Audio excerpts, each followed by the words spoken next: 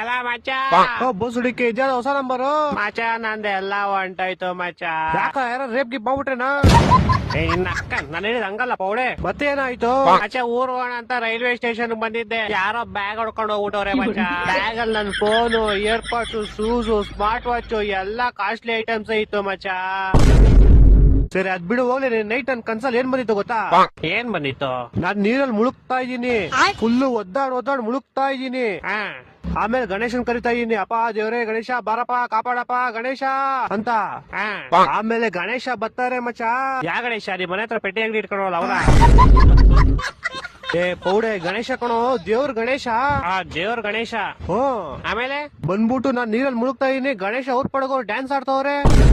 ನಾನು ಅಪ್ಪ ದೇವ್ರೇ ಗಣೇಶ ನಾನ್ ಮುಳುಗ್ತಾ ಇದೀನಿ, ನೀನೇನಪ್ಪ ಡ್ಯಾನ್ಸ್ ಆಡ್ತಿದ್ಯಾ ಅಂತ ಕೇಳದ್ಕೆ ಗಣೇಶ ಏನನ್ಬೇಕು? ಗಣೇಶ ಹಬ್ಬದ ದಿವಸ ನನ್ನನ್ ಮುಳುಗಿಸ್ಬಿಟ್ಟು ನೀನ್ ಡ್ಯಾನ್ಸ್ ಆಡ್ತಿದ್ದೆ. ಅದಕ್ ನೀನೇನಂದೆ? ಅಷ್ಟೋದ್ರಲ್ಲಿ ನಮ್ಮಮ್ಮ ಬಂದು ಎಬ್ರಿಸ್ಬಿಟ್ರು.